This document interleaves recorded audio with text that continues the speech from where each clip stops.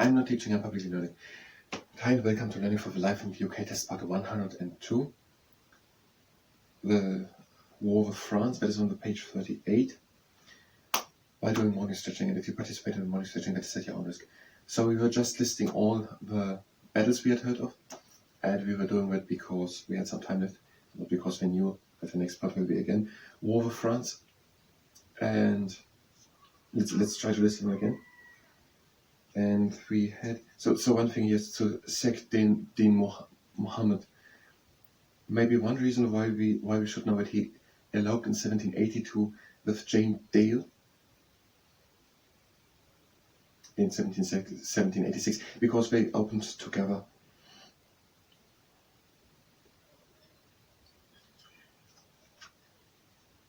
The business and the hair massage business, and we were listing the battles.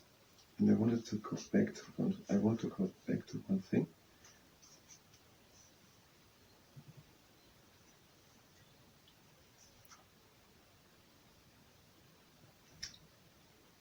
Battle of Boyne, 1690. So the battles we have are the Battle of Hastings, 1066. That was the Norman Conquest. William the Duke of Normandy, conquered England. He did not do it in Scotland, but he did it in England. And in the Battle of Hastings, he defeated Harold the Saxon King, who died in the battle. So he defeated Harold the Saxon King, and he became William the Conqueror. It was the Battle of Hastings. They pictured in the Bordeaux tapestry, was Bayeux, must be Bayeux tapestry. And the next battle when we have is the Battle of Bannockburn, that was 1314, by army led by Robert Bruce defeated the English. And then we have 1415, the Battle of Agincourt, which was during the 116 years long 100 years wars with France. The vastly outnumbered army of Charles V won against the French, but they still lived during the mid-1450s. In 1485, we have, after 30 years, the ending battle of Wars of the Roses between the Red Roses, the House of Lancaster, and the White Rose, House of York. In 1485, the Battle of Bosworth Field. And when we have the Spanish Armada battle in 1588, and we have the battles of Marston Moor and Nesby. That was the army of Charles I against the parliamentary army, the Cavaliers against the Roundheads. Then we have the battle of Dunbar and Worcester. That was Charles II, and he again lost, fled through an oak to Europe.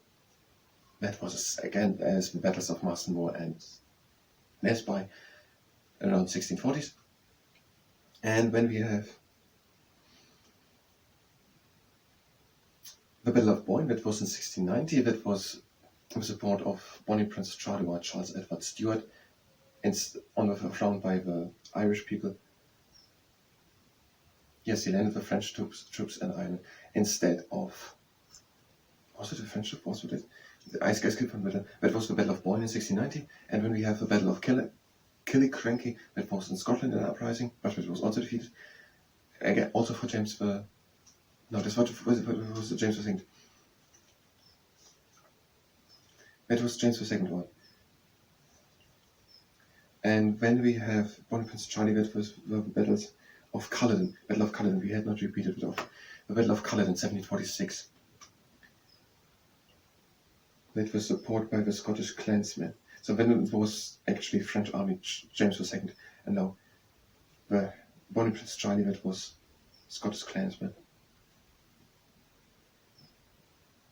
1746, Battle of Culloden. If you have all these battles, it's pretty easy. These are just 7-8 battles, but it's pretty easy to know who were the two parties and when to know what motives they had and who was their commander. And it's pretty easy. You can pretty easily have half a story what is here with just 7 names and incidents during history. Now we're going on with War with France. During the 18th century, Britain fought a number of wars with France. We already heard that both had ambitions in colonies. Trading and settlements overseas sometimes brought Britain into conflict with other countries, particularly France, which was expanding and trading in similar way in many of the same areas of the world. So during the 18th century, Britain fought a number of wars with France. In 1789, there was A revolution in France, and the new French government soon declared war on Britain. Yes, we will certainly have at least 2, 3. I should not read on, but now we're coming to the Battle of Trafalgar. I was all the time thinking, what is the Battle of Trafalgar now in that story? So in 1789 there was the French Revolution. And the new French government then soon declared war on Britain. Napoleon, who became Emperor of France, continued the war. So, France and Britain, they had fought during the 14th and 15th century, the 100 Years' Wars. And now they were in conflict during the 18th century because they had the same ambitions in the colonies in the world, the same trading and colony ambitions and expansion ambitions. In 1789 there was the French Revolution, and the new French government declared war on Britain, and Napoleon became then emperor, I think it was in 1801, and he continued the war with Britain. We are halfway already through. I need to rest my voice. We are doing now morning stretching. Let's do the full morning stretching and then come back. So if there's something you could just skip.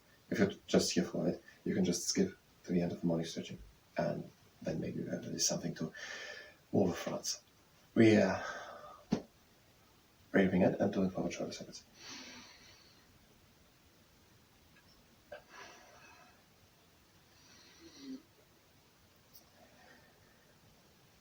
Back, up, and front, and down, and the last turn. And now the other way around, front.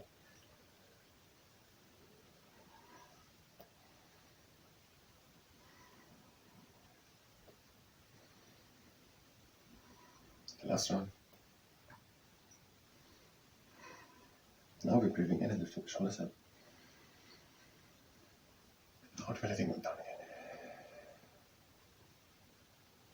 And again in, shoulders up. And out. And again in. And out. And again in. Out. And last time. In. And out. Now within the upper plucker, lift the arms up. And just keep now breathing while you lift it up and reach for hanging apples on an apple branch. Take them, turn them, and harvest the apples.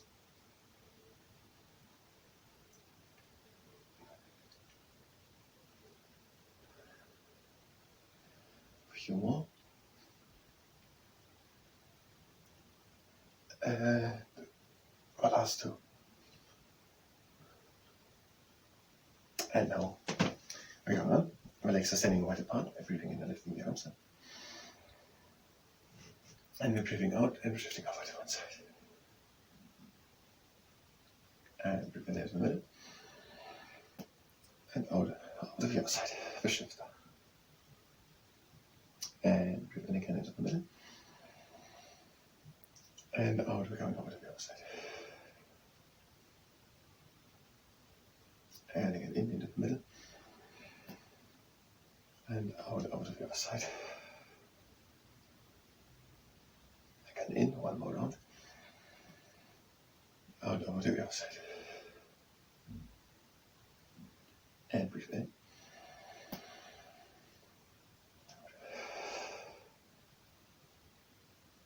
And into the middle.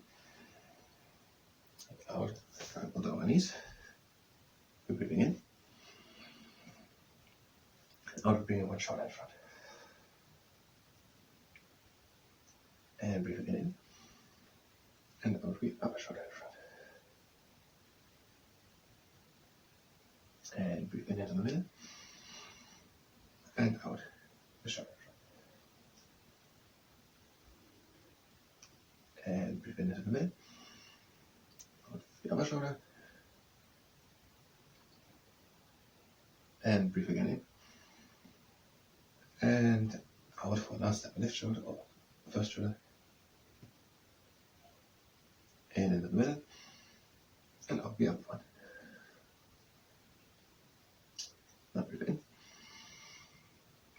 out, and we're hanging down.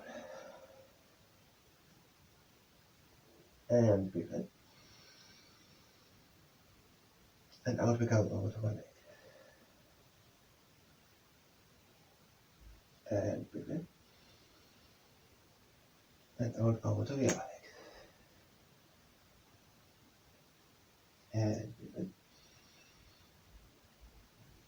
And out into the middle. And now breathe deep in. And out we come up. From back, I'm making the upper top. Backwards. Now down pose. The toes are pointing to the outside, having an alternate space between our heels. Breathing in and lifting the arms up. And breathing out and we're coming down into the garden pose. Placing the elbows against the insides of the knees. And we're breathing in and pretending to come up with the back against the wall. So breathe in and straighten the back. And out and we're coming with the neck up. And breathing in. And out back into the garden pose. And breathe in and straighten the back. And out. And breathe in. And out. And breathe in and straighten the back. And out we're coming slowly up in one straight line.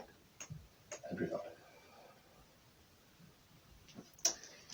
And now the seahorse pose. Place the heel of the mobile leg on top of the knee of a standing leg. Do this only if you can do it without injuring yourself. We're breathing in. And out and we're coming down. So, in 1789 was the French Revolution. The new government declared war on Britain. And then Napoleon, who became the Emperor of France, continued the war. Britain's navy fought against combined French and Spanish fleets, winning the Battle of Trafalgar in 1805. We have a new battle, Battle of Trafalgar 1805. We have a Spanish fleet, as in 1588 with the Spanish Armada, fought together with the French fleet against the British fleet of the British Navy. And changing the leg. Admiral Nelson was in charge of the British fleet of Trafalgar and was killed in the battle. So we have of the Spanish Armada battle in 1588, there was one commander, beside of Elizabeth I, Sir Francis Drake, who circumnavigated the world, founded partly the British Navy tradition, and that sailing was with the Golden Age. So Admiral Nelson, he was in charge of the British troops, of the British fleet, at the Battle of Trafalgar 1805, and he was killed in the battle.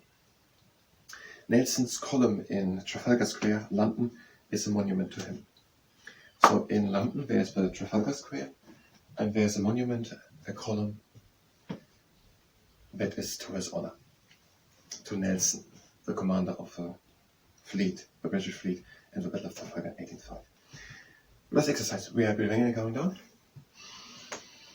and out, and again in, and out, and we're breathing in, and out,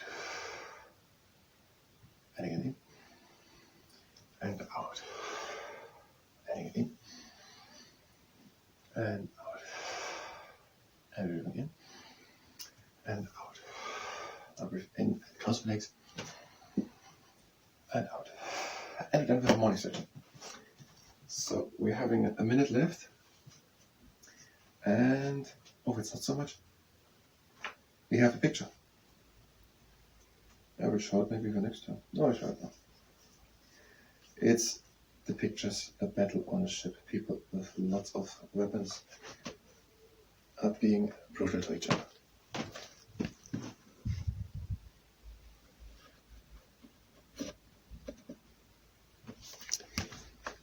The picture is the Battle of Trafalgar, 21st October 1805, was the naval engagement fought by the British Royal Navy against the combined fleet of the French Navy and Spanish Navy.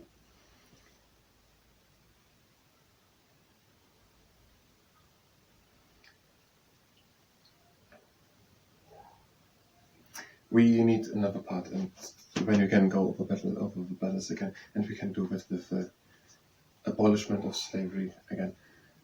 So I thank you very much. We will continue with the Battle of Trafalgar and some other things. I thank you very much, and have a next time.